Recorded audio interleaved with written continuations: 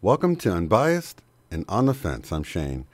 And this Power of 8 at 8 this week is going to be a special broadcast. We're kind of breaking things up from the normal routine of chatting it up and then following it with a meditation. I will have a meditation at the end of this. I'm going to be playing the Abundance meditation I recorded a while back. So if you are watching this later on, you can jump to about the last 12 minutes or so and just participate in the meditation portion. But while I was looking into the Wingmakers material and trying to track down James Mahu, the creator of the material, the one who actually put it together in the format that we enjoy, I came across this obscure interview between Mark Hempel, which I believe is the guy who created the Wingmakers websites, and James Mahu, the creator of the information. This interview comes from April 27th of 2013. I could not find the original source on this because it sounds like they've had more than one interview, but this is the only one I could find. It's not at the original source. It was found on this very small channel, but I wanted to share this with you guys because I think this information, even though it's from 2013, it just hasn't been out there, and it's I don't know, I just like his unique perspective on this, and with following in with the sovereign integral process and the way it ties in with our power of intention, the whole I am, we are, quantum pause meditation that we've talked about in the past, it all ties together. It's all connected, and I think you guys will enjoy this interview, and then we'll finish it up with a meditation, abundance meditation at the end. So without further ado, here is Mark Hempel interviewing James Mahu from April 27th, 2013. James Mahu, of course, the creator of the Wingmakers material for our enjoyment. One of the main questions, James, that I think most people have, and it's kind of a naive one, I realize, but I'd like to hear your view on it anyway. And that's, what's the purpose of this whole thing called humanity? I mean, why can't we just get along and live together in some form of relative harmony? Mark, have you ever seen the show Dancing with the Stars? A couple of times. I'm not a big fan of dancing, as my wife will happily tell you if you ever ask. Well, the Spaniards love dance. It's a cultural essence. Anyway, to answer your question, I'll use a metaphor. And in that metaphor is the concept of the show, Dancing with the Stars. The show pairs up experienced professional dancers with inexperienced celebrity dancers, although it's debatable how much of a celebrity they are in many instances. But for this sake, let's call them celebrity dancers. On each show, one pair is eliminated until a victor is revealed on the last show. So with that framework established, imagine that the entire earth is a dance floor. On the one side of the dance floor, you have the celebrities. Now, to be reasonable, these celebrities are not necessarily famous. On the other side of the dance floor, you have the experienced professional dancers.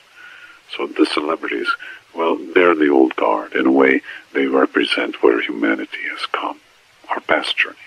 They're the part of humanity that lives dominantly in the left brain, the reptilian brain, the ego personality, the temporal shell.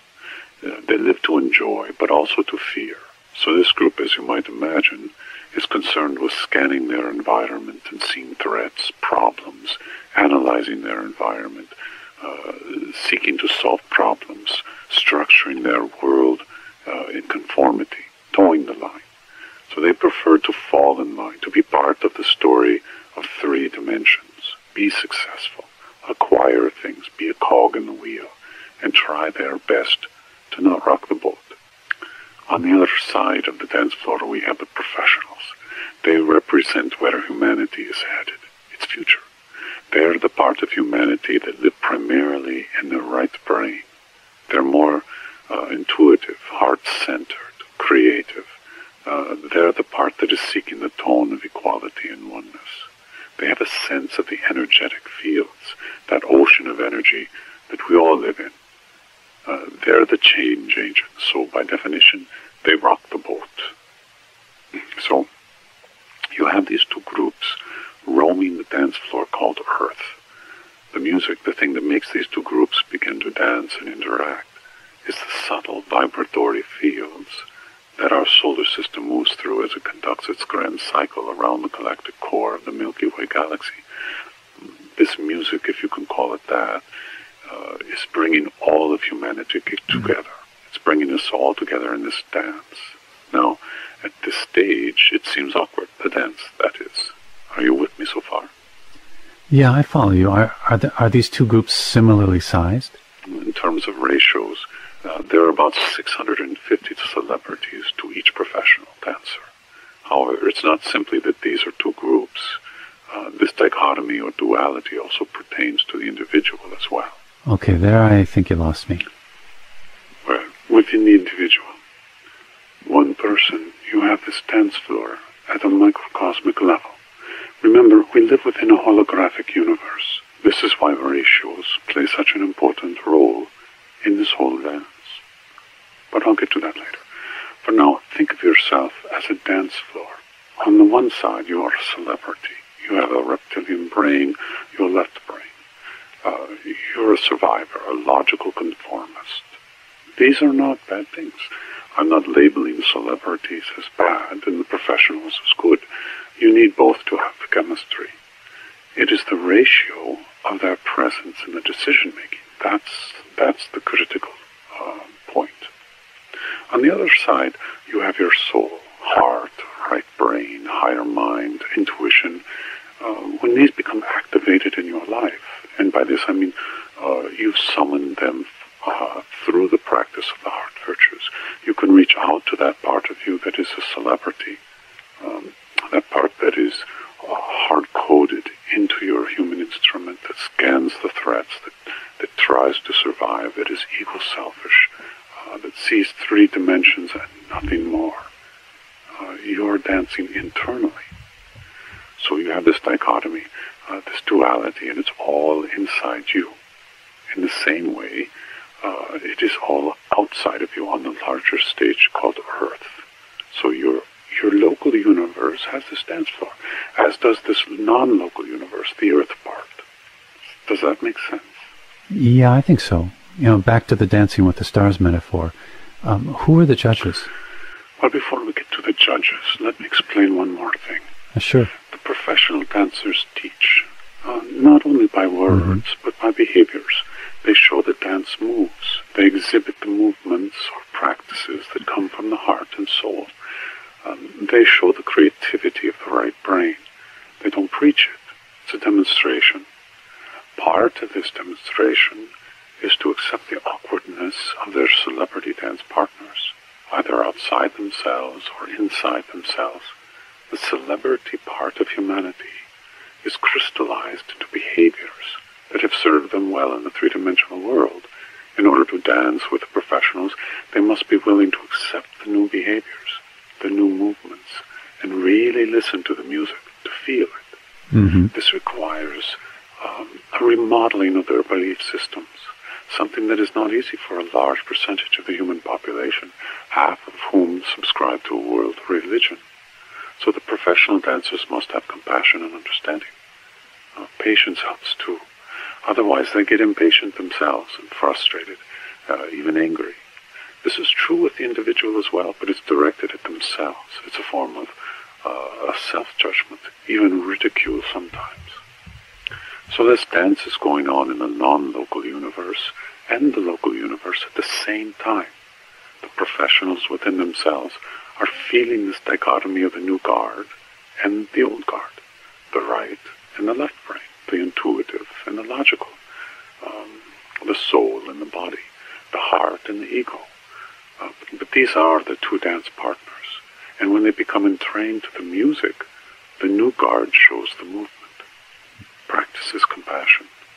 The two can dance as one. Now, to your question about who judges this, who are the judges? In the local universe, it is, of course, you. You are judging the quality of the dance. Who leads? Who steps on the toes? Who brings down the quality of the movement? You are judging this, and often harshly. Why? I mean, why do we do that? Because once you're activated, you know your energy. You know your energy before you're the body. And you know this energy is connected and linked to everything else in the non-local universe. It's a being of unity, and its union is through love. So, when you fall down awkwardly or step on a toe, you judge yourself as being a klutz. But as I've said many times, this isn't about perfection. It's about practicing the movement or the heart virtues to the best of your abilities in the moment. The dance floor is not always smooth. The three-dimensional world has pitfalls and traps. Everyone can stub their toes against it. Health issues, physical impediments, relationships, work stresses, financial constraints, all of these inform the dance floor upon which we dance. Some dance floors are bumpier than others, but if they are, you slow dance. You move a little more carefully when you hit a bumpy dance floor, but you can still flow. Your movements can still be graceful. You can still practice the heart virtues, even on the dance floor itself. Well, what about the non-local universe, James? I mean, who are the judges there? There are two groups of judges, one for each side of the dance floor. For the celebrity dancers, their group of judges is made up of religion, business, government, culture, politics, who all frown on the dance in the first place. But if it has to be done, then let the celebrity dancer lead the dance. And that's their perspective. Let it be logical, rational, and in accord to the prevailing beliefs of the organization or institution. As for the professional dancers, they're judges.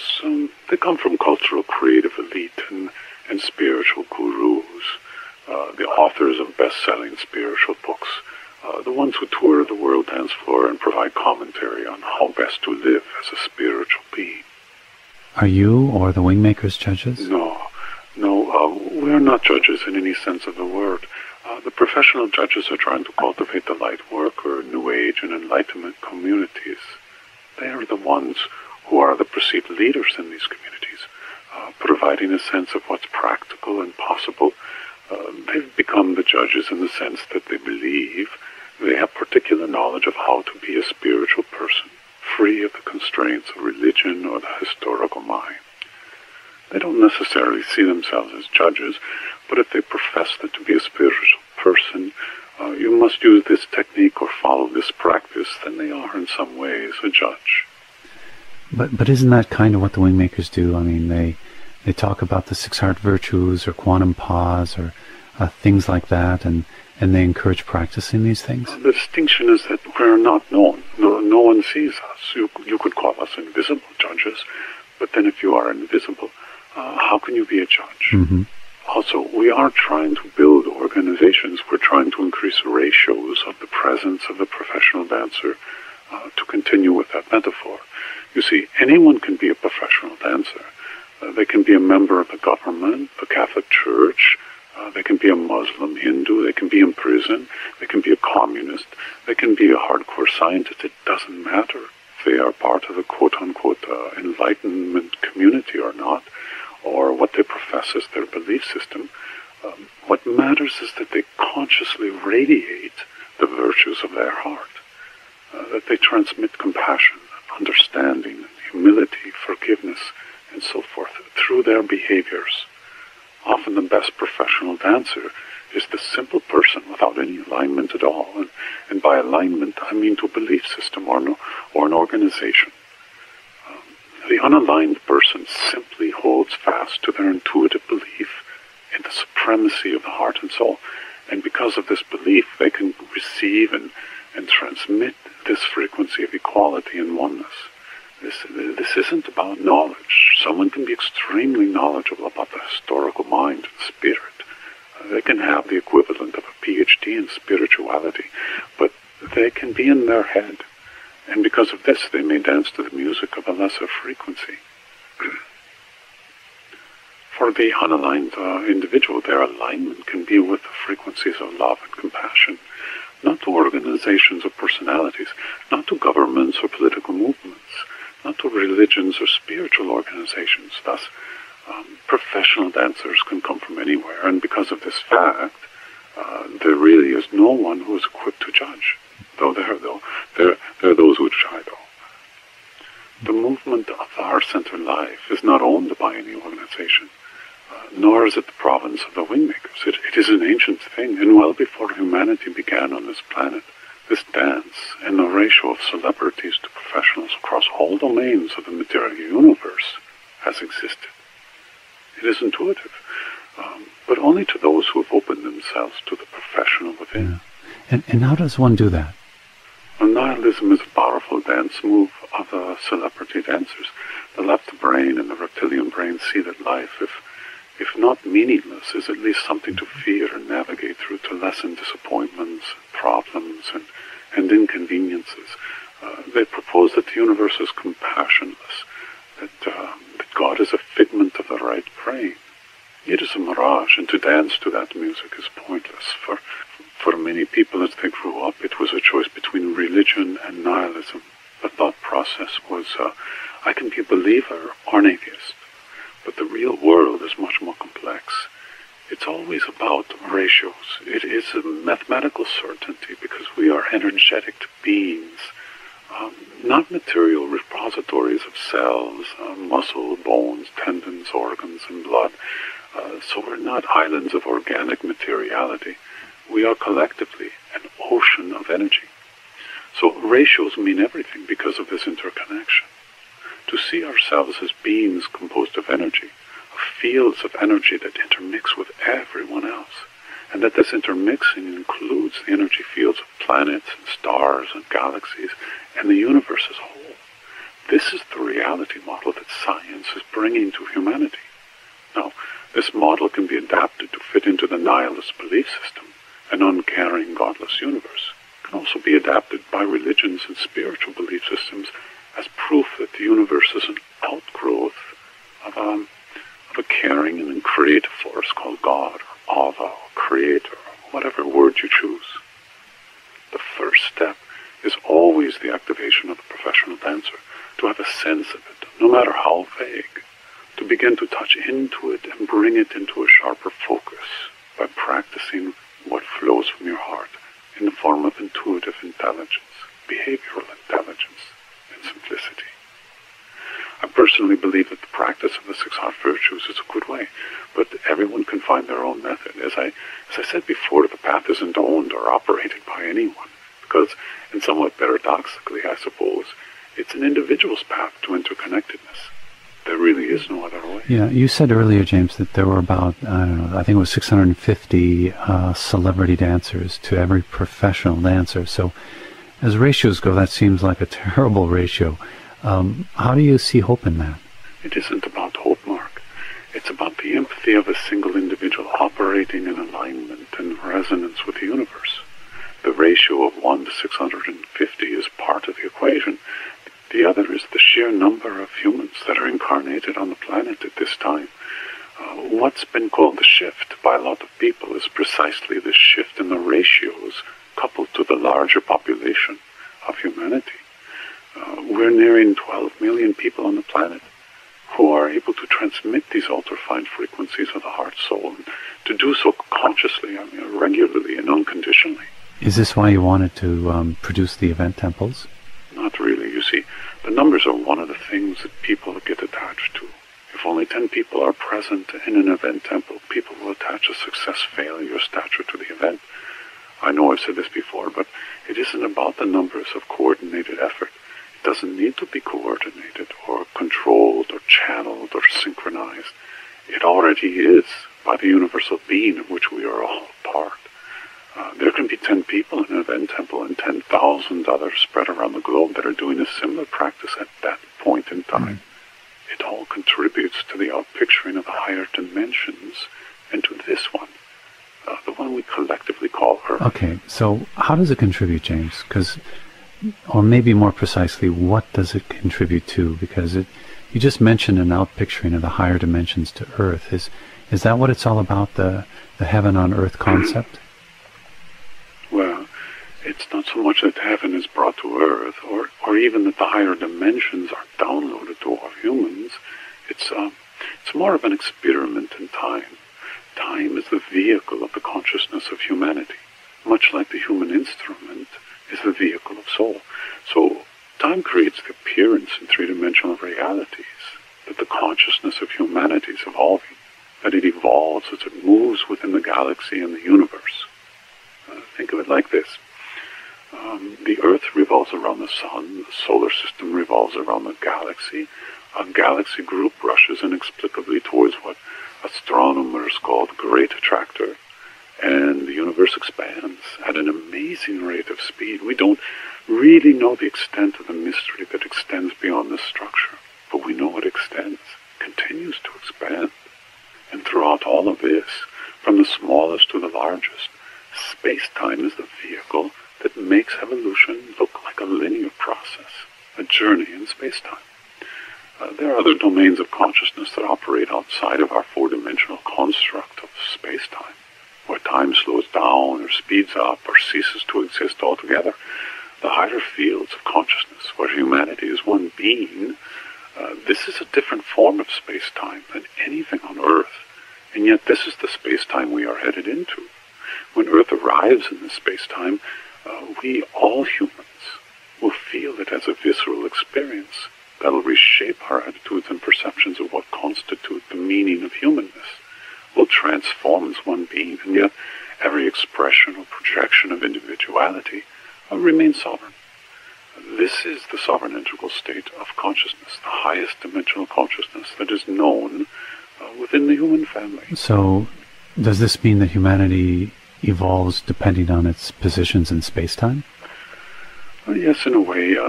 If Earth were in a frequency or energy pattern of the universe that was of a low frequency or lower frequency, then the life forms living on Earth, including humans, would reflect these lower frequencies in their behaviors and attitudes.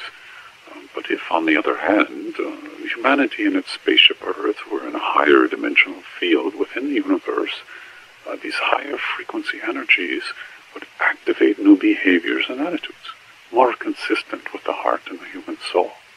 This is why the Wingmakers look at space-time as an essential element in the equation of oneness and equality. The human family is inextricably linked to the cosmos and its position therein. It kind of sounds like astrology for the human race. Is that what you're saying? I can see where you draw that conclusion, Mark, but it's not really the same. It isn't so much about the position of planets relative to one's incarnational beginnings or Earth. It's more about the position of Earth as a spaceship orbiting the galactic center and the galaxy traveling the universe. Nothing remains static.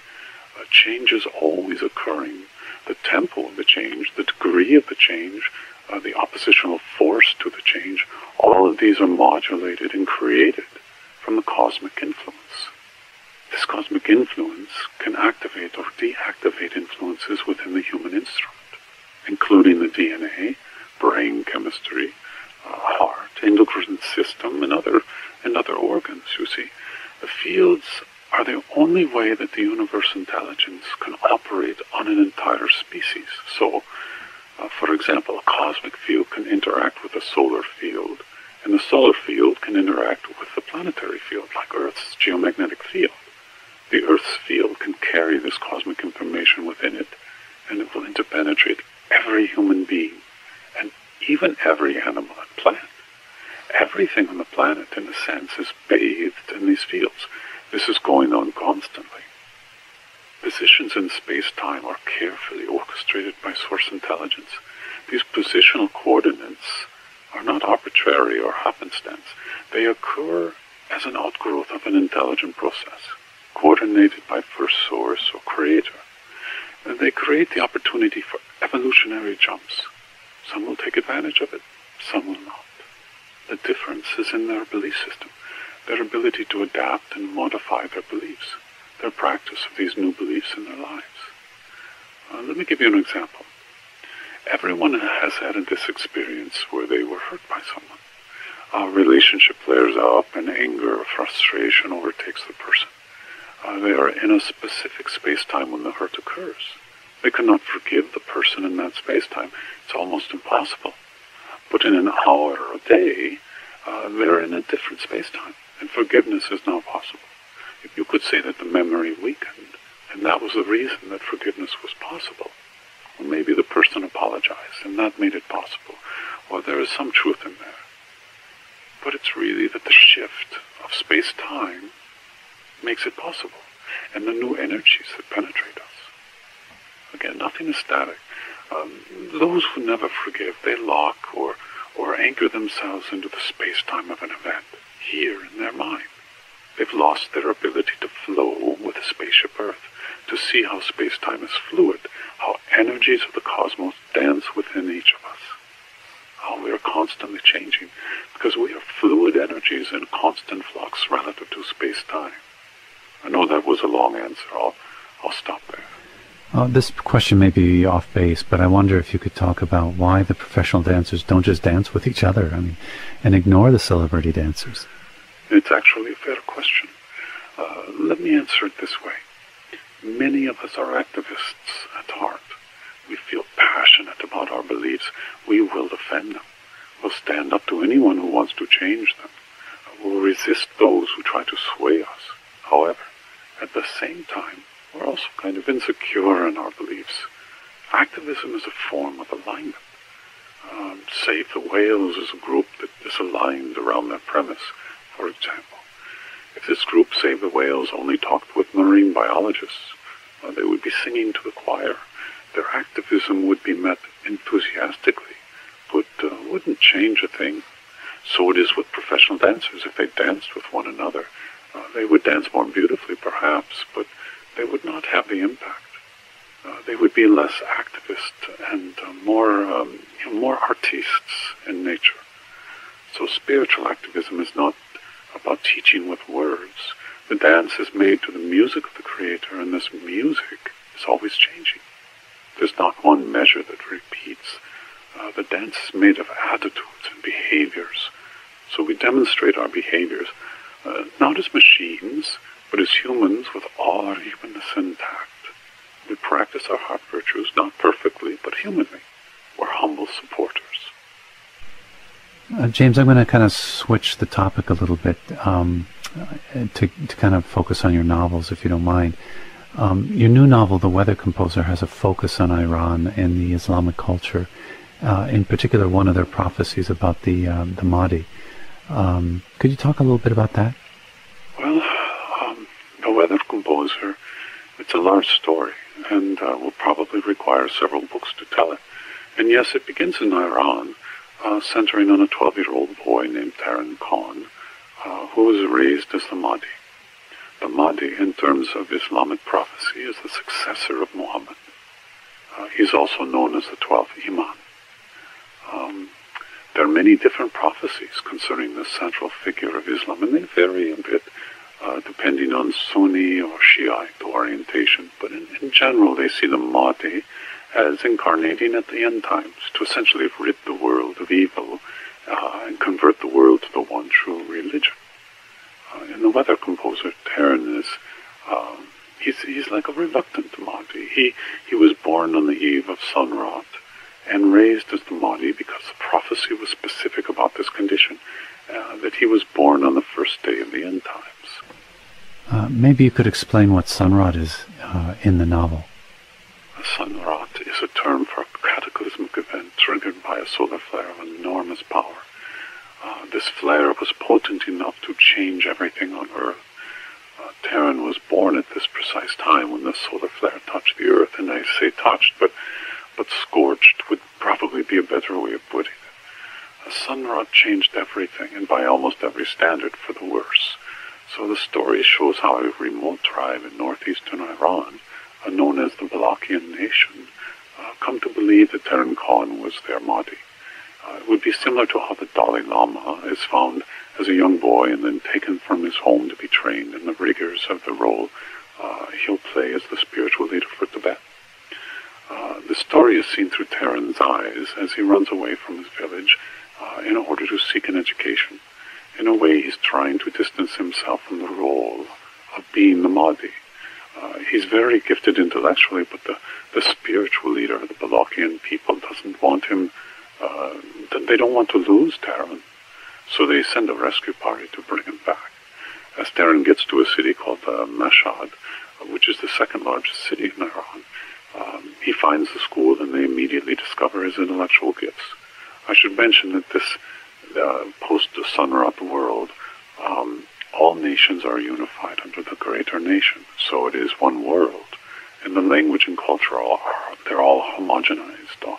All of the schools are wired to a central office in Denver called the faculty. And here they test every child and slot them into a social role. There's no more country borders. There's only one government, and that's called greater nation. So into this world, Terran walks, completely naive about the way the new world works. The faculty identifies him as having an ultra-high IQ and sends in an extraction team to bring Terran to their Denver facility. But there ensues this a bit of a tug-of-war between Terran's tribe and the extraction team. I won't go into the details of the various plot structures, but I think I can say that for those who like action adventures, this book will provide plenty of action. As someone who's read an advance copy, I would wholeheartedly agree. I think of all your writings, this one is the most gripping from a plot perspective, and it's actually kind of tense and riveting. And from the people I've talked to who also read an advance copy, they all kind of comment the same thing, that it's really kind of a page turner first, and has some sort of spirituality as spice almost, but it's really a riveting book. And I think I'd also say that it's a pretty big departure from your previous book, Quantusum. Yes, I suppose it is, though it was not a conscious thing so much as a way to perhaps interest a new or younger audience. Quantusum and The Dormant Prophecy were both esoteric books, as novels go at least. The Weather Composer leans more toward the mainstream. It's less esoteric in some ways. The sequels will make up for that. This first book is mostly a way to introduce the primary characters and a larger plot structure that will unfold in the next two books. Was there a particular reason you chose the setting of Iran and Islamic culture as the focus? It was simply necessary to tell the full story, and since Terran is the key character to the whole story, he was born in the high desert of northeastern Iran. It's required in this setting. So it was important to tell the story of a young boy who was raised in the shadows of a prophecy. He was not someone who sought this responsibility. It was thrust onto him. There have been many who've claimed to be the Mahdi over the centuries, but their claims have always been disputed, and their missions were largely egocentric. I wanted to have this reluctance in a boy who had his own vision, and that vision was not aligned to the vision of his nation, especially its religious leadership. This was an important part of the plot. The story will take on a very different arc in the sequel, the second book. So it's official that there'll be a sequel to this book. When will the sequel be released, and can you tell us anything about it? Well, I'm not really sure of its release. I would say early 2014.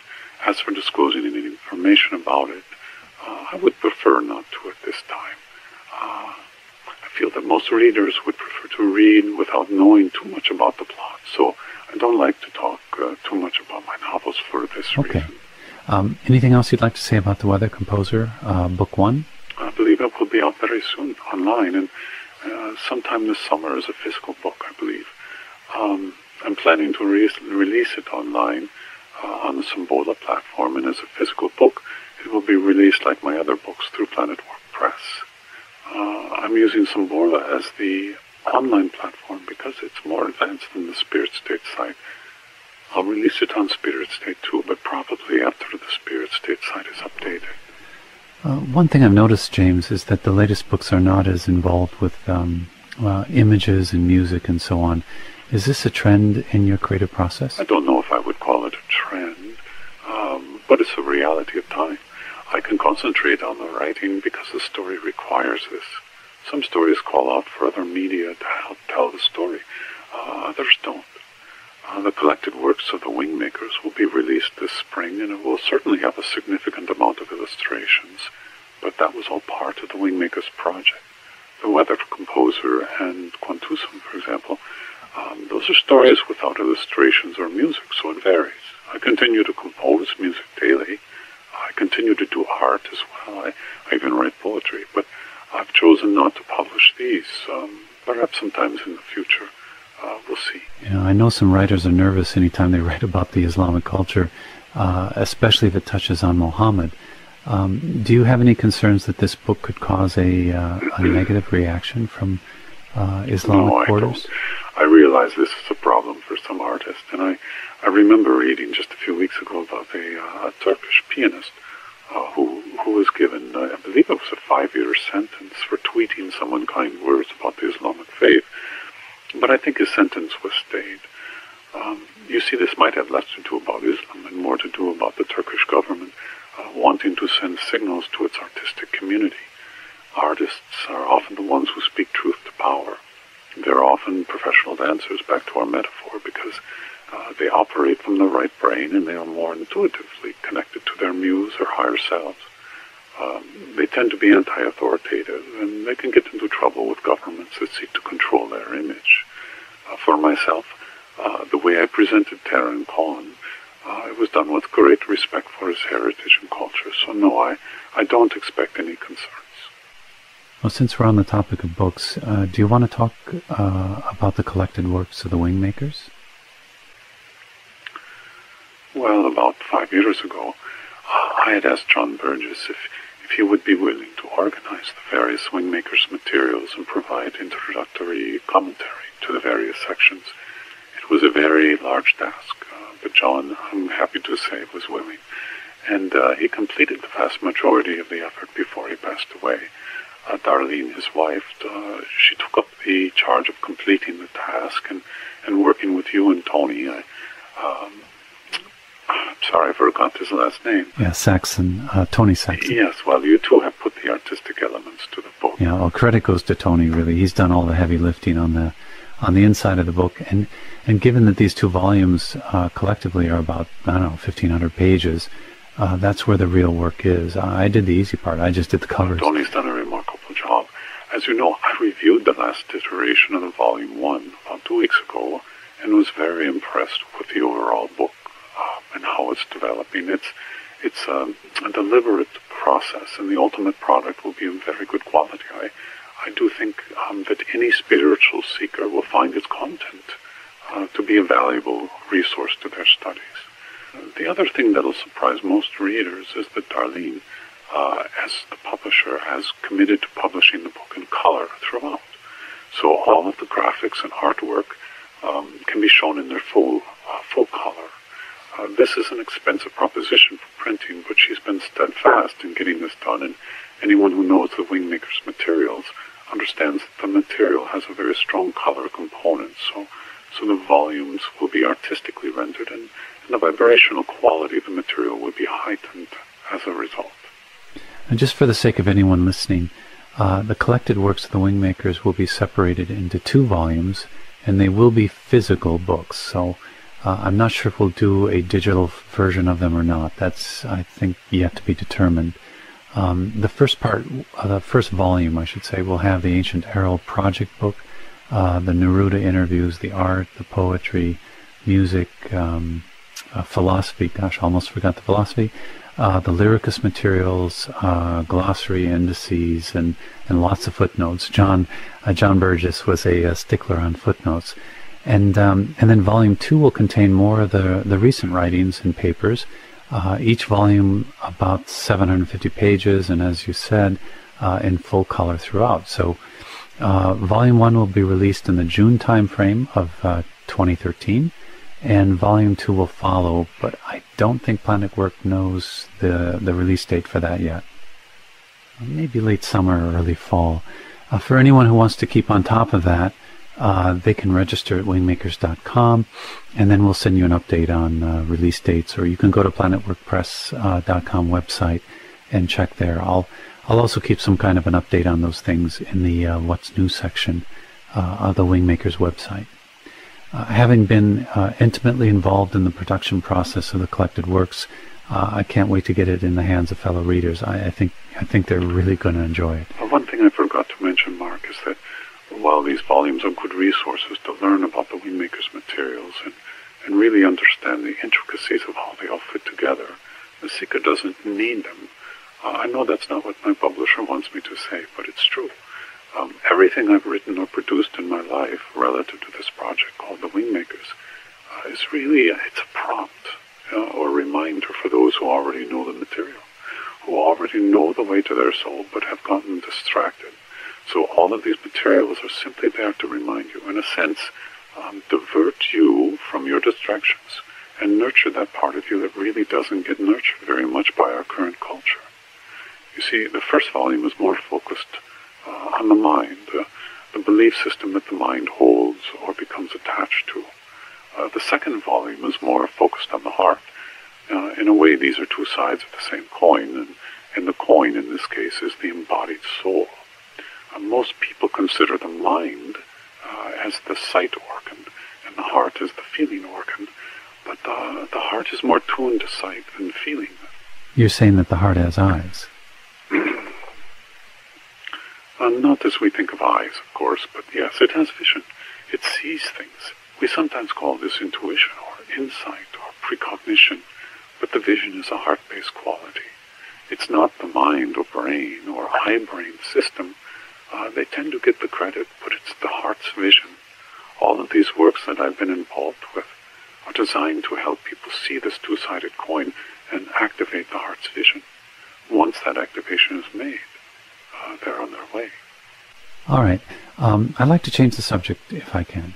Yeah, that's fine. I know you've talked about the MEST universe before, which, is the matter, energy, space, and time universe. One of the things I don't understand, James, is that you've talked today about space-time, but you haven't gone into the same detail about the other two elements of that acronym, energy and matter. How do those all fit together in terms of the puzzle we call the three-dimensional world? A MEST is an acronym for matter, energy, space, and time. Some call this the four dimensions of existence within three-dimensional space. Now, as I said before, it's very easy to think we are stationary, static beings in terms of our space-time. But nothing could be further from the truth. We go to bed each night and think we are in the same space, our bed, but we're not. Where we sleep the night before is quite literally 12 million miles from where we sleep tonight. And that's just in the context of our solar system. If you take into the equation our local galaxy group and its movement, the number is an order of magnitude higher. It's also a different time, so our space-time is perceived as static and routine to our human instrument. And yet, we're in completely different coordinates every moment of our existence, because we're riding a planetary, solar, galactic spaceship. In Lyricus, we have a saying, different space-time, different energy. Different energy, different matter. In other words, if you change your space-time, you encounter different energies, and these different energies influence matter, material existence, and cause changes. In life forms, we call this change growth and aging or memory or life cycles, but it means much more. Let's say that as you go through new space-time, you see your breath as a way to infuse this new, ever-changing space-time into your human instrument and consciousness. Like quantum pause? It's an example, yes. Quantum pause is a breathing technique that structures a certain rhythm onto the breathing process to make more awareness of the breath and its integration with the human instrument. You can find it in the paper called Spiritual Activism. You have that paper on which site, Mark? Let's see. It's on the wingmakers.com website in the What's New section, and people can download it there for free. It's a good paper for anyone who wants to actively shift into the coming paradigm of interconnectedness, which, as it turns out, is one of the main themes of this conversation. So it's good you brought it up. Now, back to space-time and quantum pause. And by the way, one doesn't need to practice quantum pause if they find it limiting in any way. Conscious breathing will work fine too. You don't need techniques, and even quantum pause can be adapted to your particular needs. So try something and mold it to your own intuitive sense of what's right and what works for you. When you're practicing conscious breathing, Feel how it pulls you into the present moment, in this state of nowness. Use your awareness to really feel that you're in a brand new space-time, one you've never been in before, and one that has new energies, new potentialities. Imagine that as you breathe, you're infusing these new energies into your human instrument, and that this is creating within you a sense of openness and flexibility and coherence and clarity that allows you to be more, let's say, resilient and agile and giving and intuitively alive and so on. So breath relates to space-time, and this brings new energetics into your human instrument. These new energetics can be experienced as new behaviors. So energy in this context informs matter, and matter in this context is behavior. Why is behavioral intelligence so important in the Wingmakers philosophy? Because seekers are easily confused. One seeker is told that reincarnation does not exist. Another is told the opposite. The two meet and they confuse and confound one another. One seeker is told that God's name is Allah. Another is told there are many different gods. The two meet and confusion results. One person discovers particle physics and another is born again in Jesus.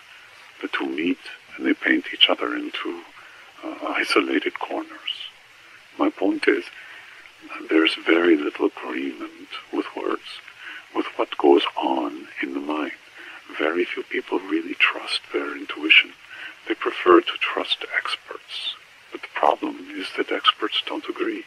So confusion results, and no one can feel secure in their beliefs. Behaviors don't care about the mind's opinion. If you can practice the behaviors of conscious breathing, of accessing your heart's virtues and expressing those into your local universe, all of the beliefs, all of the words you can use to describe your beliefs don't really matter. Behavioral intelligence matters. It is a universal language, and it never separates or argues or analyzes. Instead, it applies compassion, appreciation, understanding, love, and so on to all circumstances. Now, some would argue, I'm sure, that this is naive. There is right and wrong, truth and falsehood. For example, either reincarnation is true or it is false. It cannot be both. And if that is the case, then truth must be defended. But you see, this is how one loses their perspective on the important things, like heart virtues, conscious breathing, love, equality, and oneness. We defend our beliefs. We polarize others. We try to be on the right side, the side of the dance floor that stands for truth. But our universe is multidimensional. It has stories encoded within stories within stories. It is, in other words, hyper-complex. It is not knowable with the human mind. So when the human mind seizes a truth and then defends it with the words of so-called experts, it invariably becomes little more than an exercise of the ego. The energy invested in this exercise, it could have been placed on conscious breathing or fostering a relationship with the universe and Creator, and then expressed in behaviors of compassion, forgiveness, appreciation, and so forth. It's interesting to have a philosophical core, to feel that you have a sense of the workings of the universe, but everything we think we know today in terms of cosmology and physics will alter as we change our space-time. Everything. You see, the recitation of philosophy is based on words and mental ideology. Yes, it can change behaviors to be sure, but it doesn't bring the ultra-fine frequencies into the human instrument. Only behaviors that are consistent to the virtues of the heart will purify and prepare the human instrument to perceive the soul or higher self, to see its movements, its perspectives, its insights, its consciousness. So behaviors bring about like a preparation of the human instrument, and these behaviors must be coherent and clear. And the only way they can be of this quality is if they're genuine. You cannot fake this. You cannot practice like a machine. You must be human, vulnerable, open, humble, and willing to learn from yourself more than you're willing to accept the words of another. The only thing that's required is a belief in the human soul, and even that is dubious. And I say dubious only because atheists are able to practice the 6 heart virtues just fine. They're not encumbered with any kinds of beliefs in soul or God or religious indoctrinations.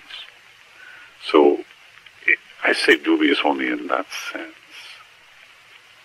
The soul is present in everyone, regardless of their position in life, their ethnicity, their gender, their belief system, and so on. And it is because of soul that we are all connected. That's the only belief that's really required. If you genuinely believe this, then you can practice with authenticity. Do you know, James, many of the emails I see, people are reciting things they've been told by psychics or astrologers, channelers, ETs, Galactic Federation, things of that nature. And sometimes the information seems so detailed that I find myself thinking it must be real. But this whole thing you said about different opinions and mental ideology, it seems to really sweep people off their feet sometimes. And what can a person do to stay centered on the behaviors of the heart virtues themselves? There are many reasons why people are inundated with conflicting information. It happens in every sphere of life. In the spiritual domain, perhaps most of all, because there's no proof. So a person can tell you that you are a reincarnation of Albert Einstein, or that you are an important incarnation from the planet XYZ, and you cannot prove otherwise. They tend to cater to the ego. This is an age-old problem. Flattery is an ancient form of commerce. It stems from the religious sectors because they have pounded into the human psyche that we're all sinners. We're constantly sinning and require salvation. So when someone tells you that you're an angel or a powerful being, it's very seductive. And while it's true at the level of soul that you are a powerful being, it's not a thing of ego gratification. It's more responsibility. It's a thing of service, not satisfaction. I'll say this.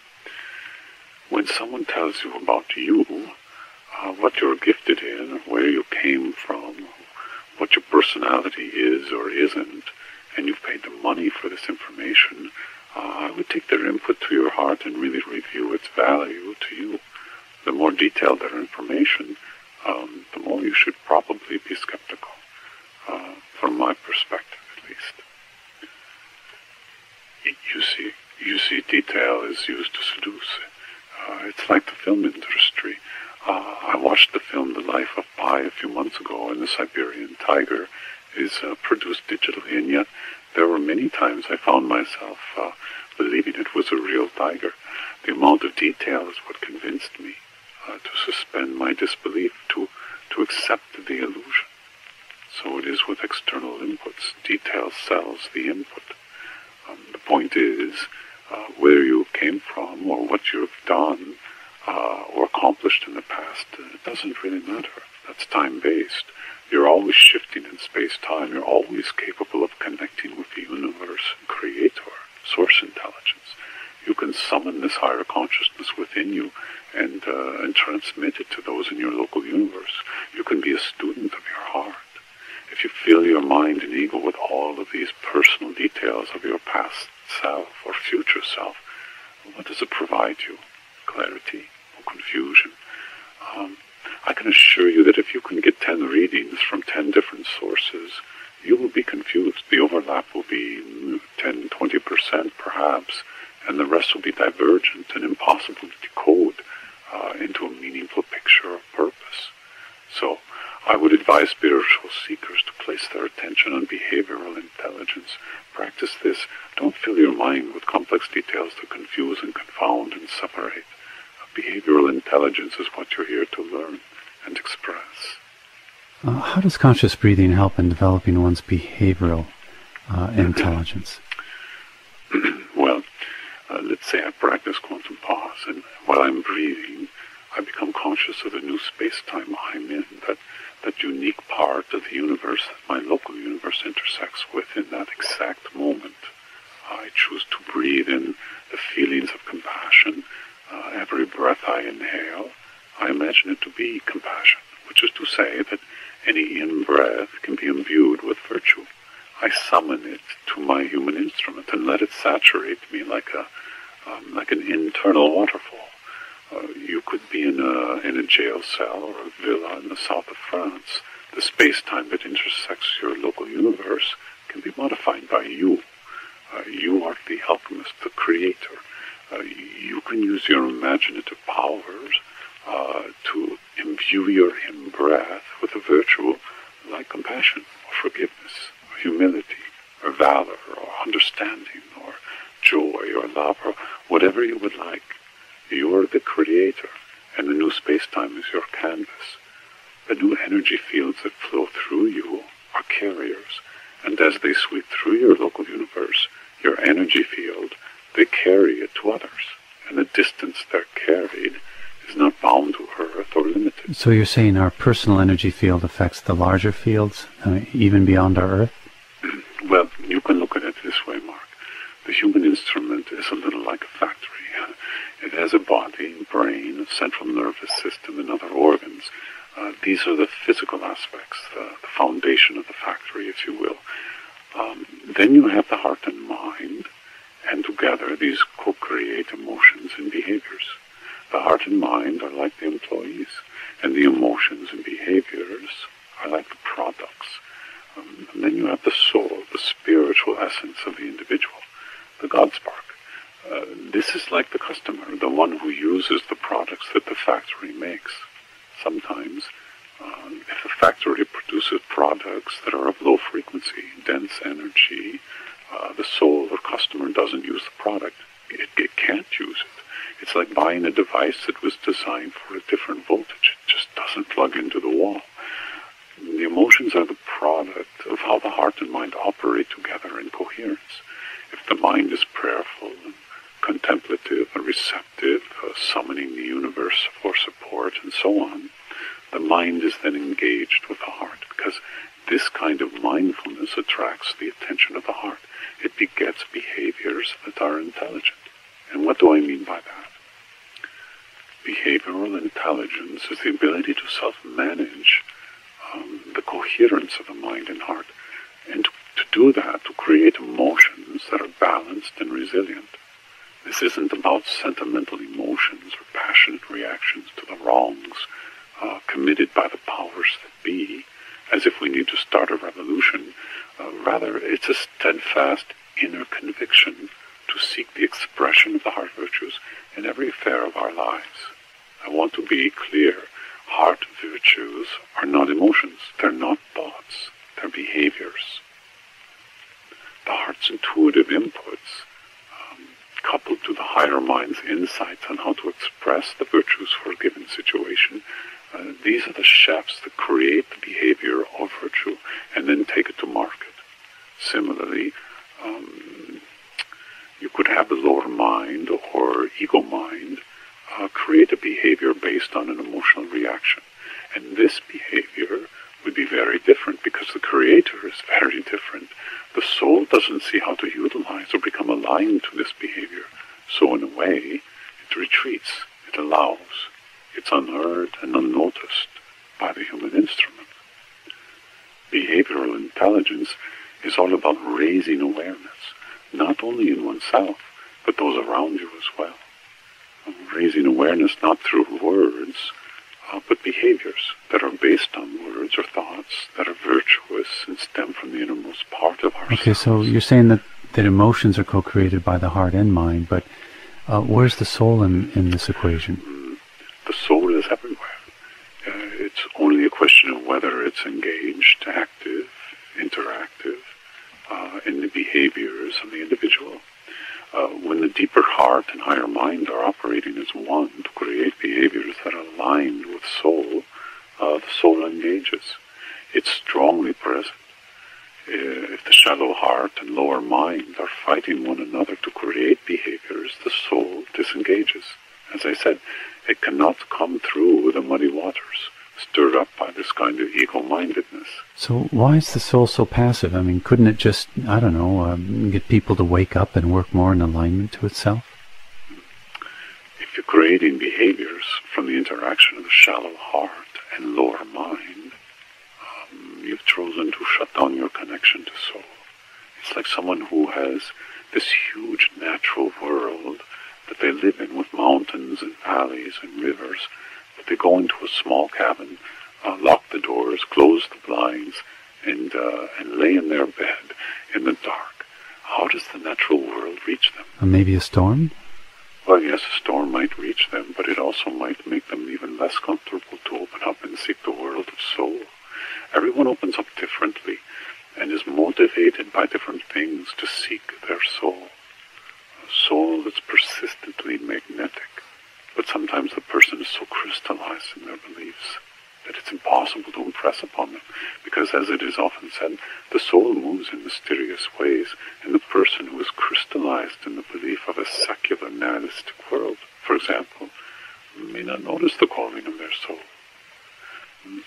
Let me be clear about one thing.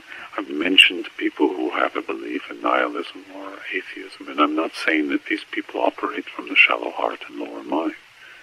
They can believe that there is no God, and the universe is uncaring, and they can still be operating from the higher mind and deeper heart. Similarly, you can have someone who's steeped in the belief of God and soul, but they operate in the shallow heart and lower mind. Belief systems are not the catalysts of behavioral intelligence. It can be a factor, but it's not the factor. As I said before, we live in complex, multidimensional worlds, and one factor does not dictate or rule. It can only influence.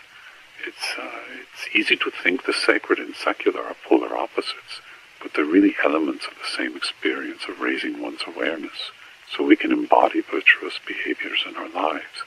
And what our belief system is, or how much we profess to worship God or care about our soul's well-being, those are not the keys.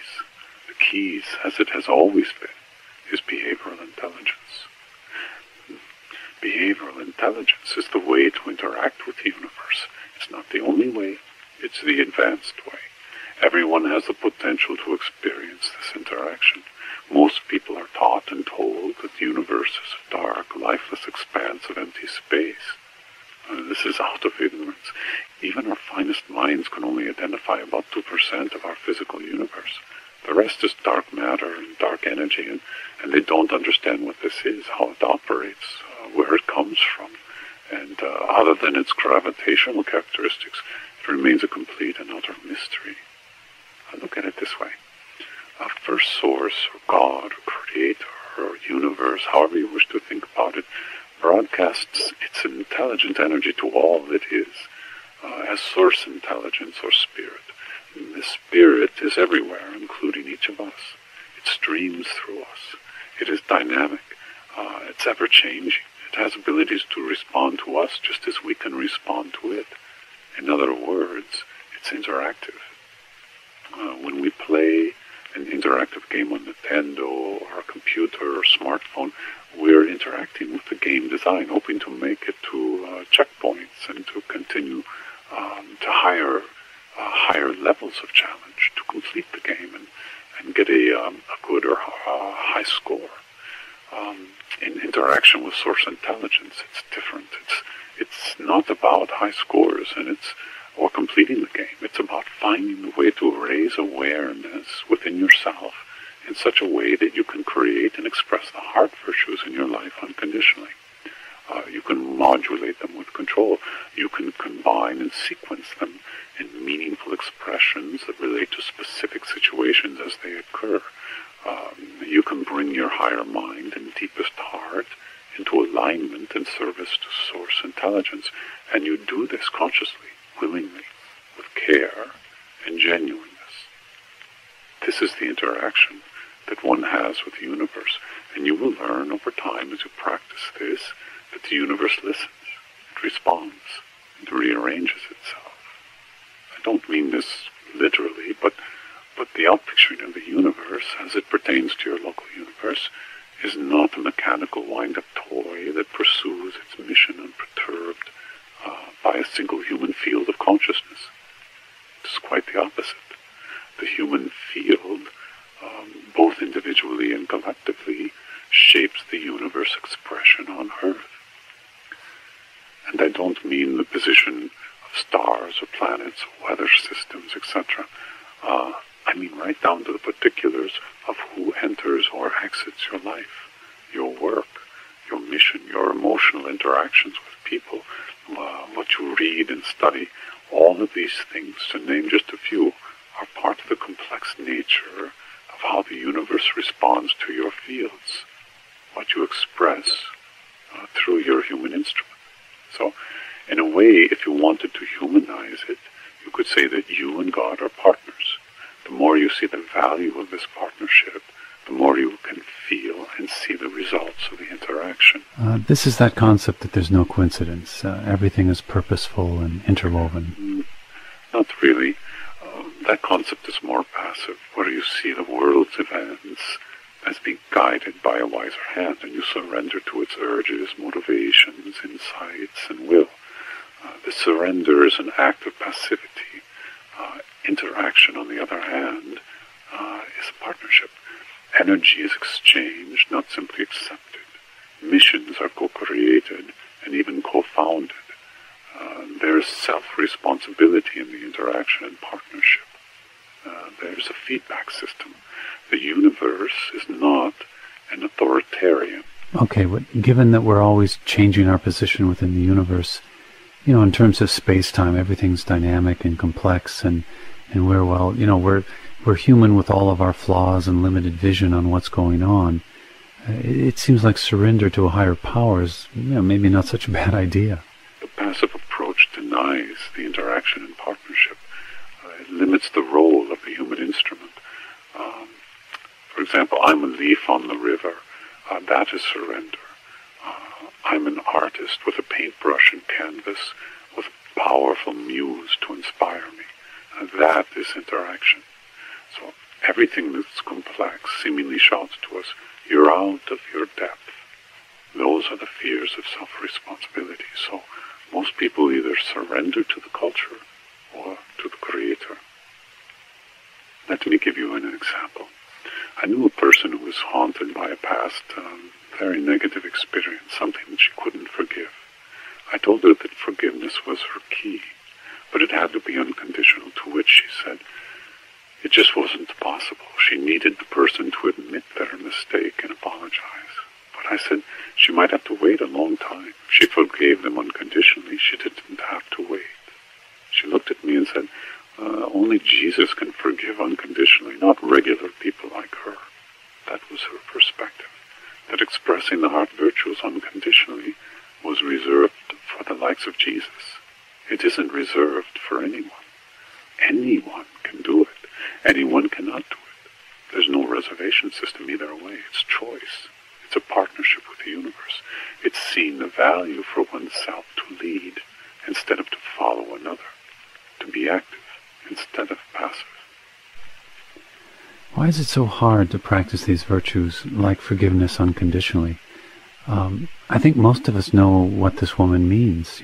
Sometimes it seems impossible to operate unconditionally. You see, the majority of people are gridlocked inside their heads, mostly on the left side and mostly down in the reptilian brain.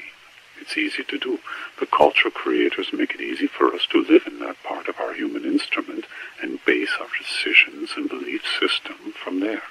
Then we think in our lower minds, and our heart's guidance is shallow.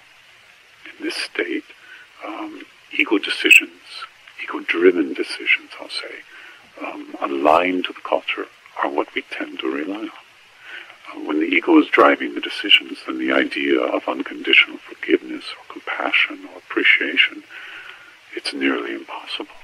And why is that? Because this is the long path, the path of self-responsibility. Most people want to get rewarded quickly. They want to see results quickly. They want to win accolades fast.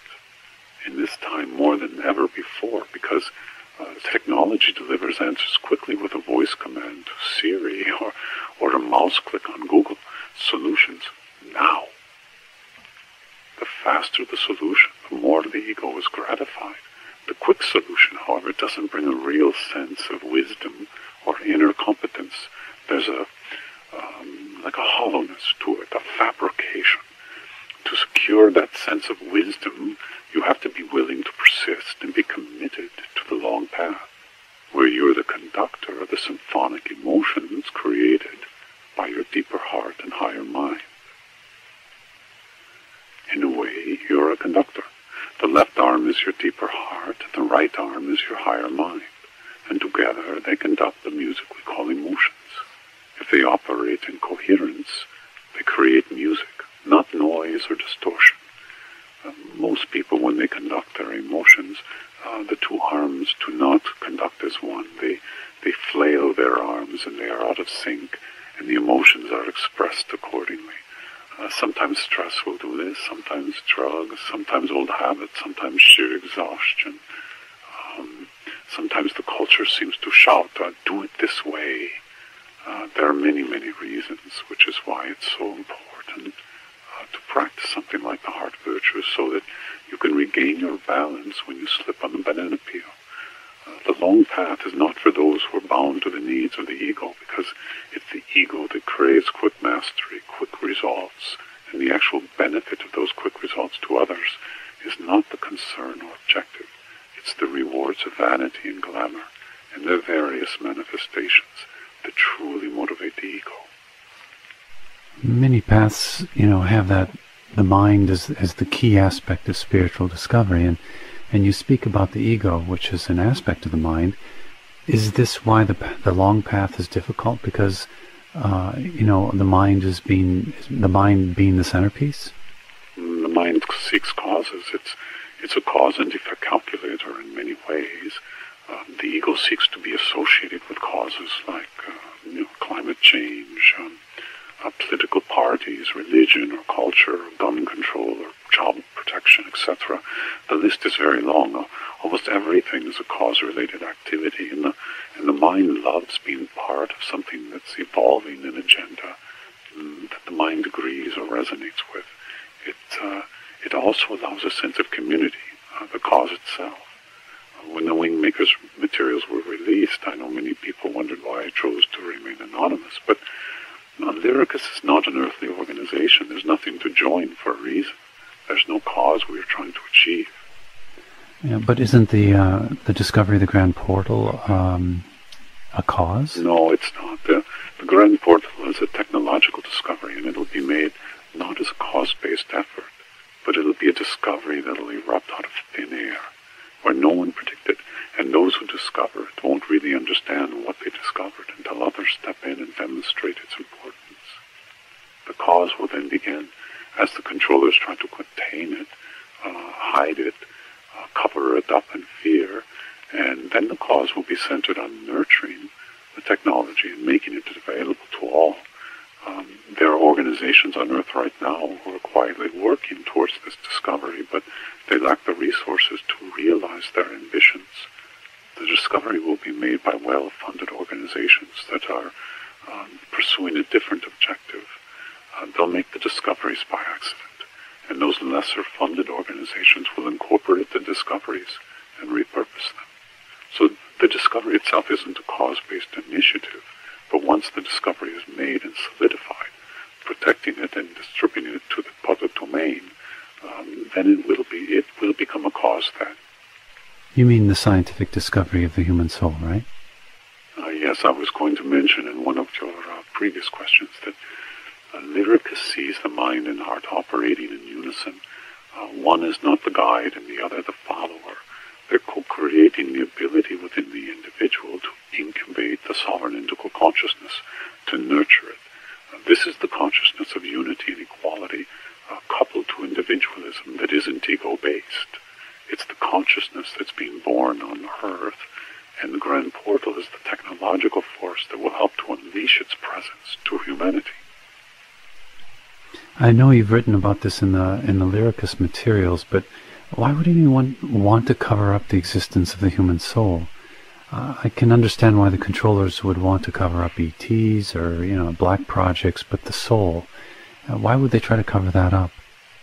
because it's the habit of the controllers to control.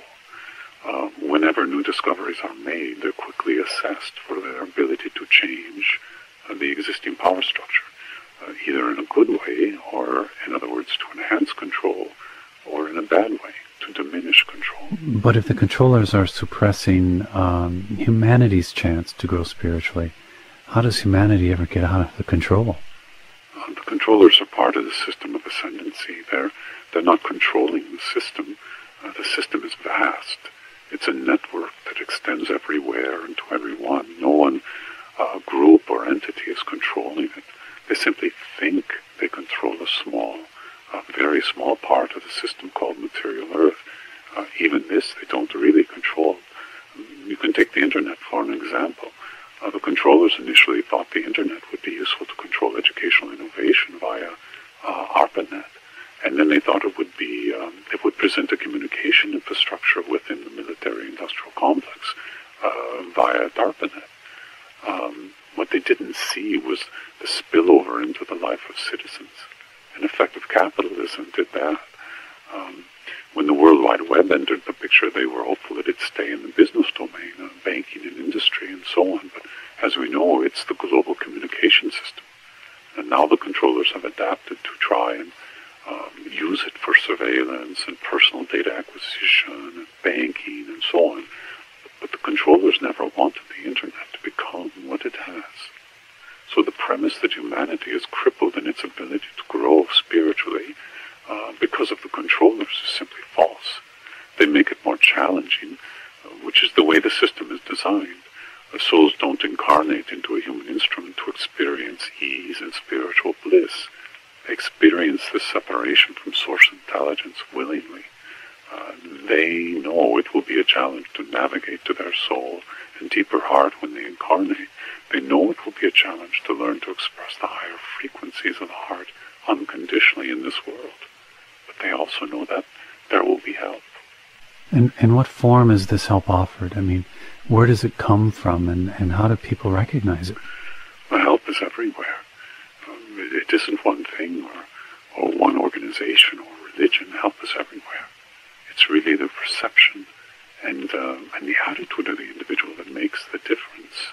It's in all things. So when the individual is ready, they see something or feel something or learn something that wakes them up. It activates them to seek their higher self. And where this wake-up call comes from varies tremendously for each person. But once they awaken, they'll seek what is hidden from them. They know instinctively it's hidden. The truth is veiled. They might not call the controllers by name or title, but they know they exist, even while they don't like to admit it. Why is that, James? I know many people who get pretty uncomfortable the moment you start, to talk about these subjects that pertain to the controllers. It's a bit scary, unnerving. For most people, it's too hard to believe that the world is suppressed, that it's held back so that humanity is easier to control and more compliant to the system. These are old concepts. They've been on this planet for thousands of years, and very few of sound mind doubt this reality. So, as a coping mechanism, they prefer to avoid the discussion. And it's perfectly fine that they do. There's not so much to be gained from talking about it and letting the subject irritate you. The question becomes, as a truth seeker, how much emphasis to place on it, because in the extreme, it can lead to fear and frustration and even a sense of paranoia. And these conditions clearly diminish the ability of the individual to express love into their local universe. And this is their first priority for their incarnation. I'm glad you mentioned that word love. I've received emails from people wondering why it isn't mentioned in the 6 heart virtues. Can you talk about that? Yes, it's analogous to asking why white light isn't mentioned in the rainbow. You see, love is the 6 heart virtues. Love is a dynamic mixture of these 6 expressions. Love is understanding, compassion, appreciation, humility, forgiveness, and valor. It's the situational awareness and expression of these in your moment, not only to other humans, but also to plants and animals, creator, earth, universe, source, intelligence, even yourself. As space-time shifts and changes, new energetics are encountered. And these energetics can either be accelerators or they can be brakes on consciousness. In periods of acceleration, change is occurring at a more rapid pace. So love is even more important. But love that's braided to the heart virtues with authenticity. This is why authentic love at this time is the only requirement of a belief system. I'm not sure I understood that. What do you mean by authentic love? Love is the situational expression of the heart virtues, and to do this unconditionally, you must be authentic in your expression. So for anyone to profess that they follow the six heart virtues, there's a responsibility to be authentic practitioners. Otherwise, your belief isn't practiced, and if that's the case, why have a belief? So you see that this choice to have a love-centered life is a responsibility. If you resonate with the heart virtues, if you understand their value, not only in your life and those of your immediate friends and family, the broadest definition of oneness, then you also understand that they must be practiced unconditionally. Otherwise, they're a mere convenience.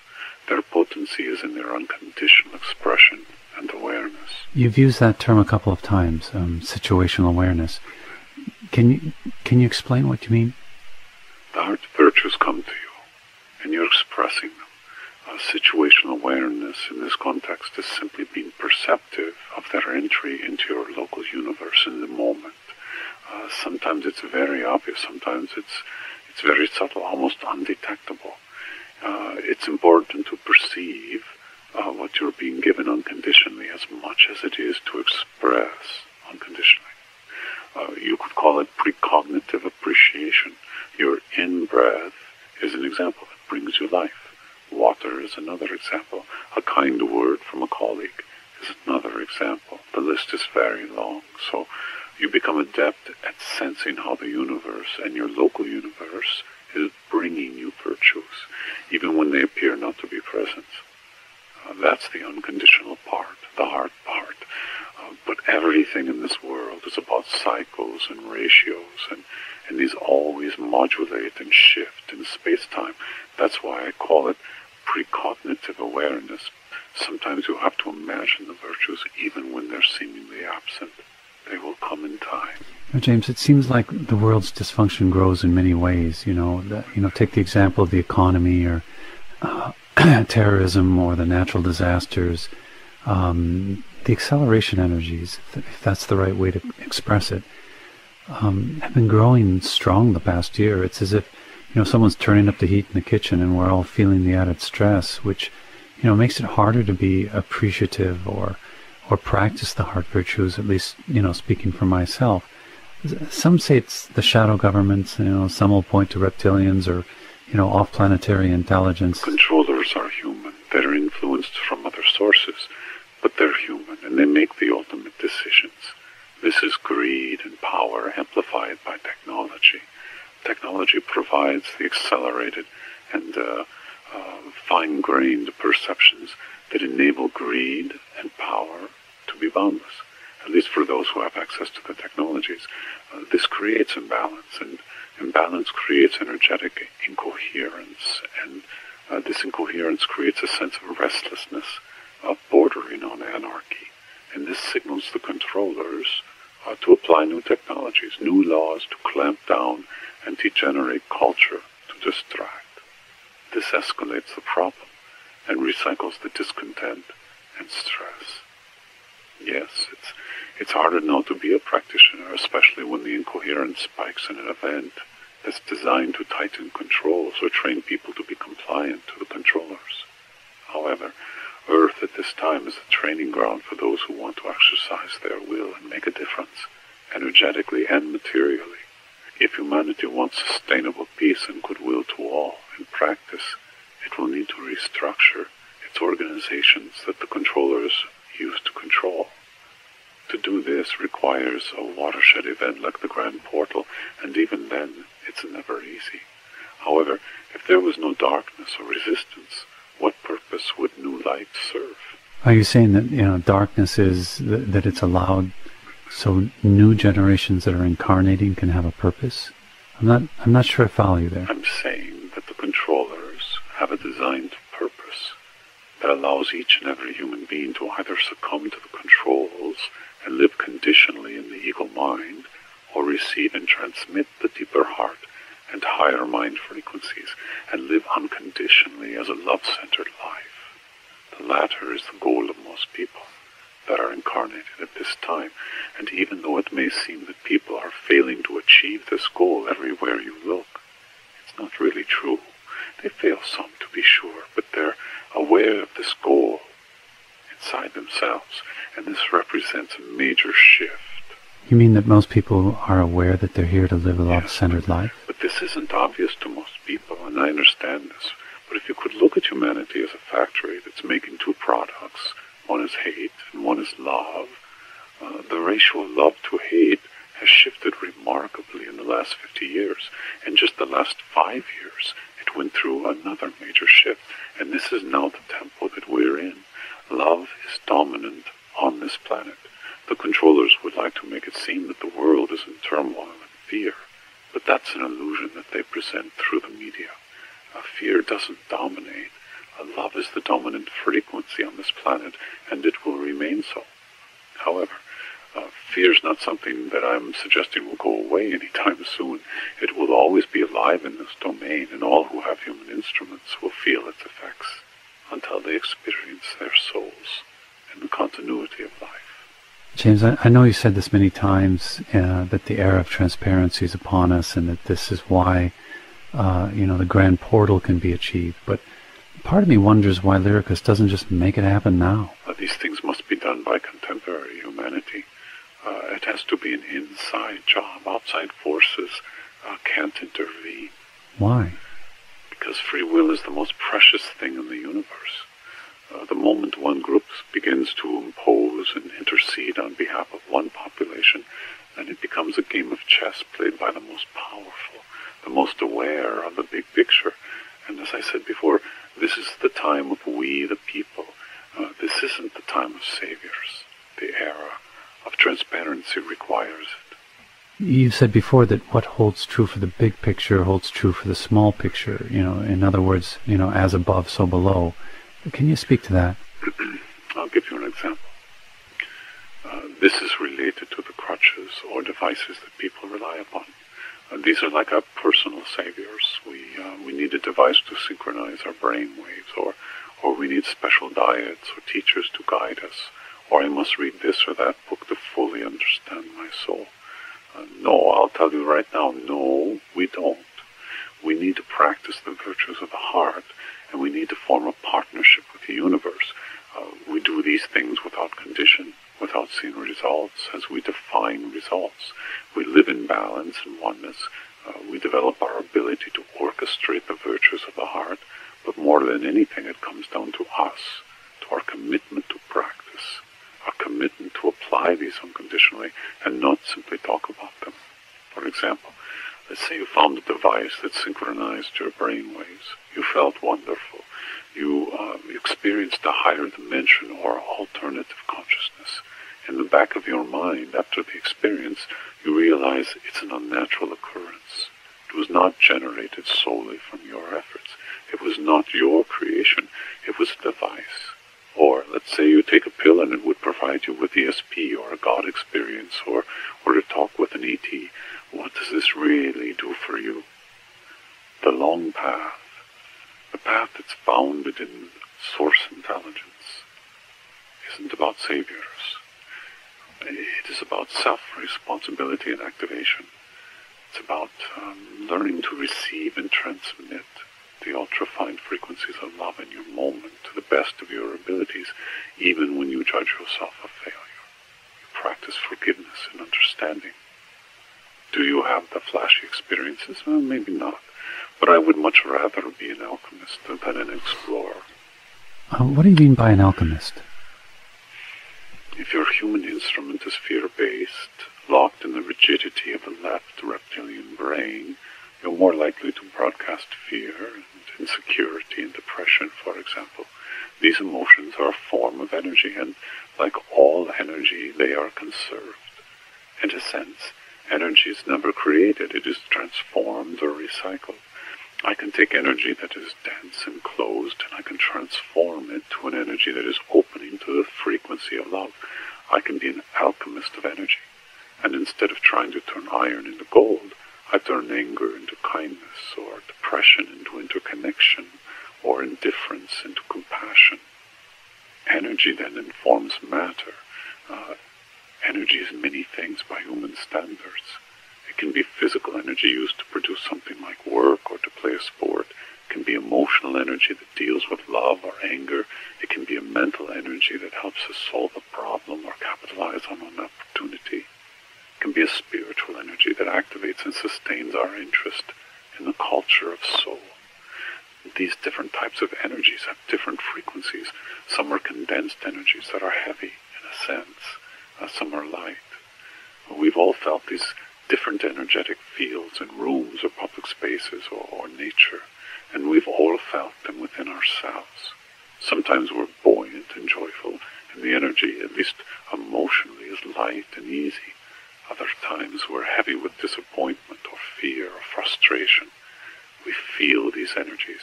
They're not abstractions to us or words on paper. They have a visceral reality in our local universe.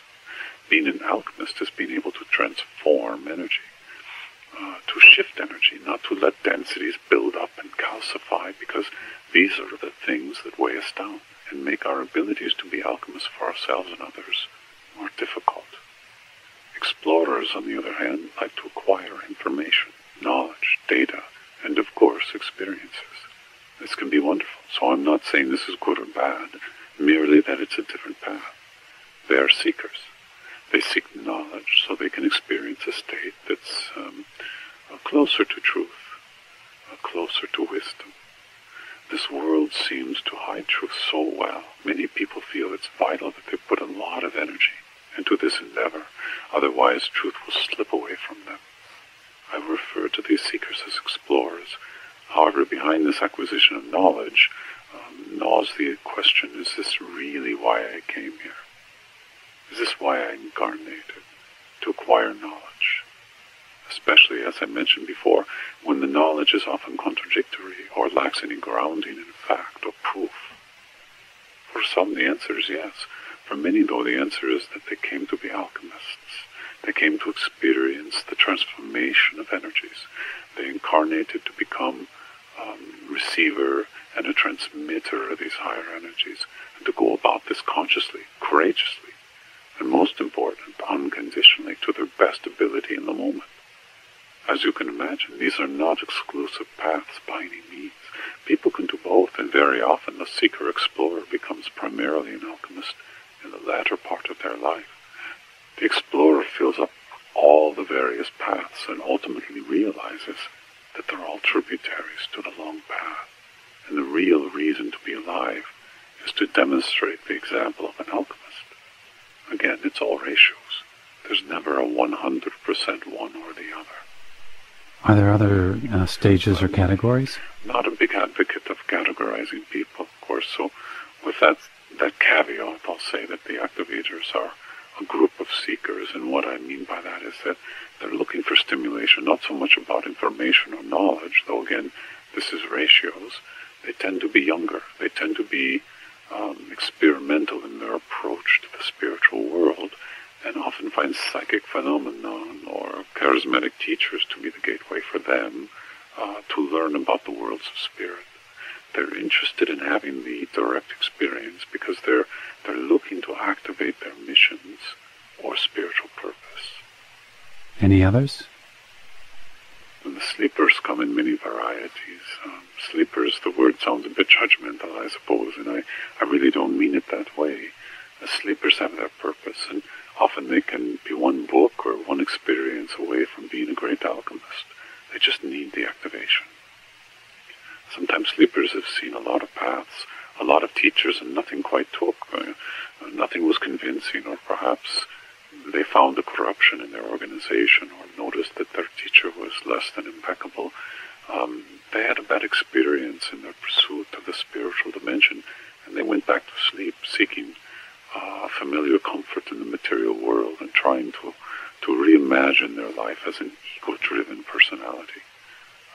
Sleepers can also be content to conform to the social order. So they accept the world as a place where the acquisition of material objects is king. But sleepers know that something is missing, and that's proof. And proof of what?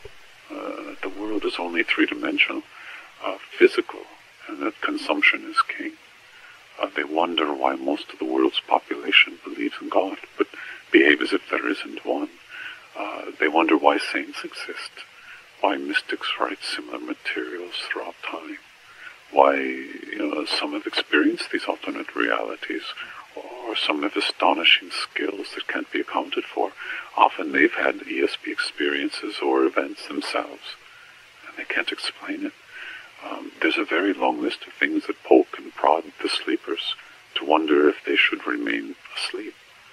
Proof in this case isn't that God exists, it's proof that God or a spiritual domain doesn't exist. The last group I'll mention is the absentees. These are the ones whose incarnation was disrupted by some event or series of events that placed them on a trajectory of pain or guilt or resentment, anger, fear, etc. They became lost to both the material and spiritual worlds, and they burrowed into their own worlds for safety, or so they thought. Often these are fantasy or imaginary worlds that are neither real nor helpful to their missions as embodied souls. There are others, but these will give you a general sense of the different groups, and again, one person can be in all of these groups, and the ratios can shift over time. Others can be in one group predominantly, and something comes along in their life, and they suddenly migrate to a new group. But the group to which the Wingmakers are aligned, at least mostly aligned, is the alchemist. Because there you can be a potent force for good. There you can impact on an entire planet because you're in a trusting partnership with source intelligence that lives inside the heart virtues. And you don't need to believe in God or religion or a master. You simply need to practice the virtues of your own heart and your own life in the moment. It's really that simple. Though the practice is challenging, the process itself is kind of modest, without adornments or rituals or techniques other than the ones you create for yourself. James, I want to be respectful of your time. This interview's already gone over the time I had, asked for. So is there anything else you wanted to cover before we come to a close? Well, let me just say, Mark, that I enjoyed our conversation. I know it went a little longer, and I apologize. That's, for me, I start talking sometimes, and it's difficult to stop. I think I said everything I needed to. Perhaps we can do this again. Yeah, every 5 years or so, you mean? Well, maybe we can do them a little more frequently. I hope so. Thanks for your help, Mark, in putting this interview together. Goodbye. Yeah, my pleasure. Thanks for your time, James. That will conclude the interview with James Mahu, interviewed by Mark Hempel, and we will move right into the abundance meditation. This meditation is designed to combine our power of intention to create a more abundant world.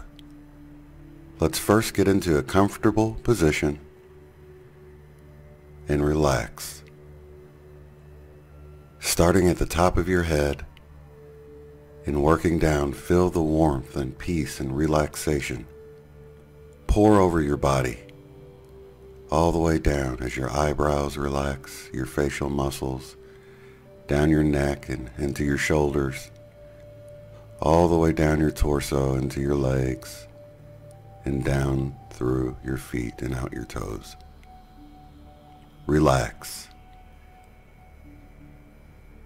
Breathe in deep and slowly,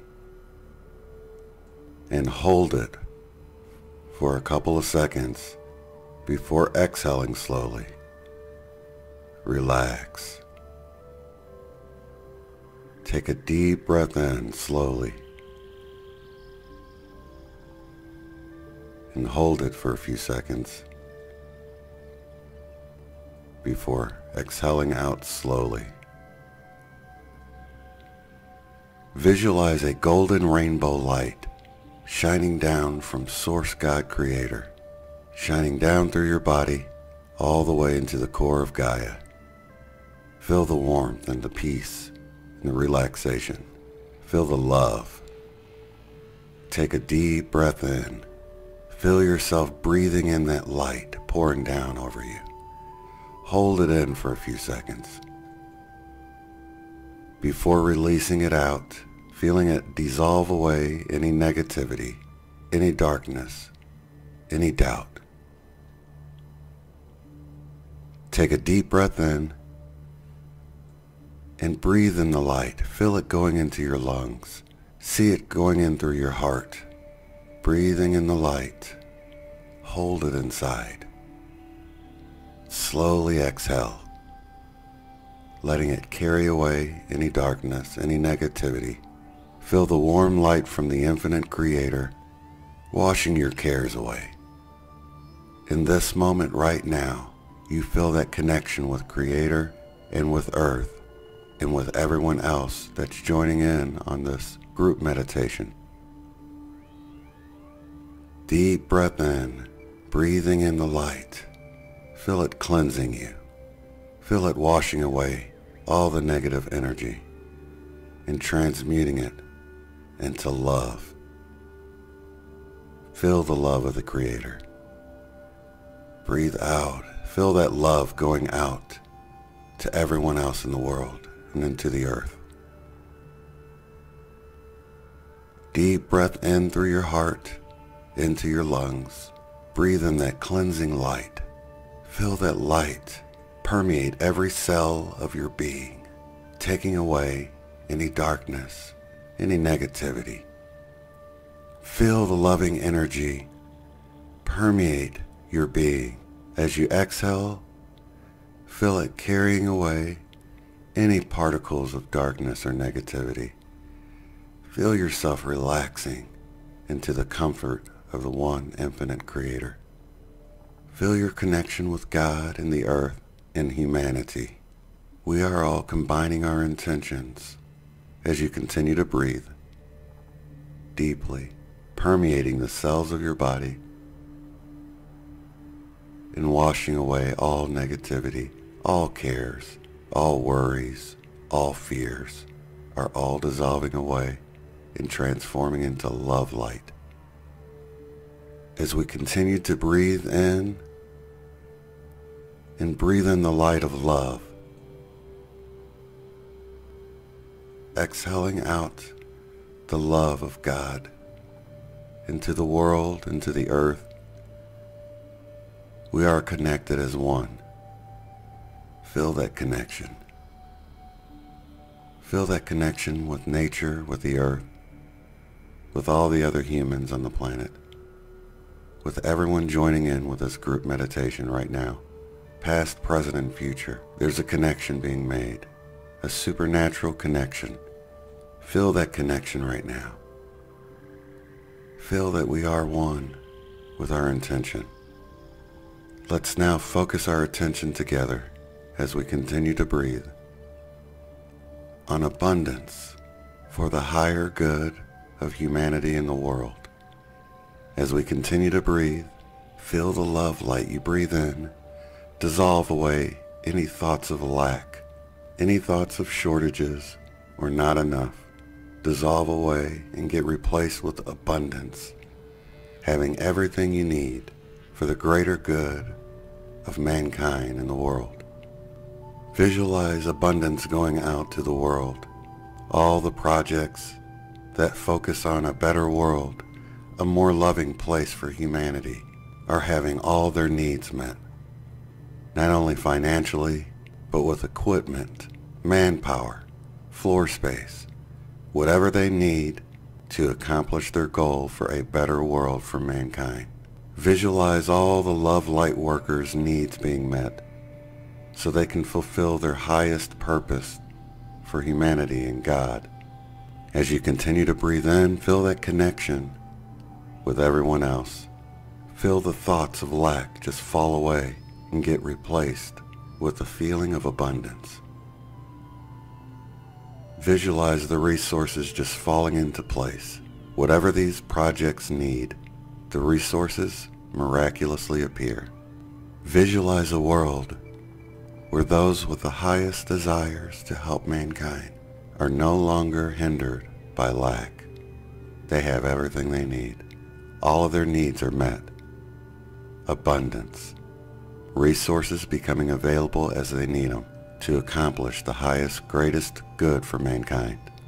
Visualize this world of abundance for all, where there is plenty of clean water to drink, plenty of healthy food to eat, clothing, housing for all, abundance for all.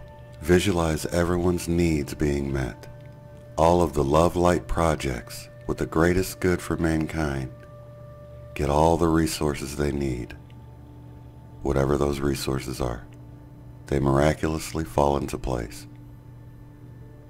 Let's shift our focus to those overcome with the lust of greed and power, that they can get a glimpse of a future of abundance for all, and that little spark of divinity within them will be ignited to a flaming fire of desire to help the greater good of all, the desire to serve the greater good of mankind.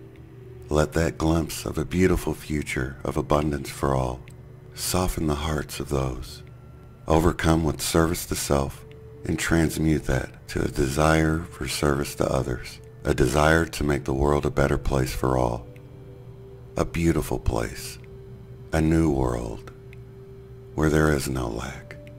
There's only abundance for all, plenty, clean water, electricity, healthy food, homes for all, as we continue to breathe in the light of love and hold it, and exhale out, relax in the comfort and the trust, knowing all of the needs will be met for the greater good of mankind. As we continue to breathe, we shift our focus on the entire earth. Visualize an earth of abundance for all, plenty for all, everyone's needs being met, where suffering from lack is a thing of the past. This is a new world of abundance, abundance for all. As we breathe in the love and the light through our hearts, we hold it there. And we exhale out the love and the light and the abundance to the entire world. We're connected. Our intentions are creating a new world in a miraculous, synchronistic way. Breathe in that love-light Creator God energy and feel the power and the connectedness with everyone else, past, present, and future, joining in with this intention meditation. Feel the energy go through your body and connect you with Creator God and the earth and all of humanity. Imagine the abundance pouring over the earth and the suffering from lack dissolving away. Imagine the world glowing with a golden rainbow light. Visualize the tears of joy for those who have their needs met, for those who are joyous and happy and content, for those no longer in need and suffering. Feel the joy and the relief and the gratitude as their needs are finally met and they find themselves in this glorious new place of abundance. As we continue to breathe and let our breathing slowly return to normal, feel the love and the light bathe us and continue to follow us throughout our day. Through our sleeping hours, that love light protection continues to connect us all to each other, to the earth, and to the infinite Creator God. As our breathing returns to normal, we will feel energized with the love and the light of the infinite Creator God. I love you all so much. Thank you for joining me in changing the world.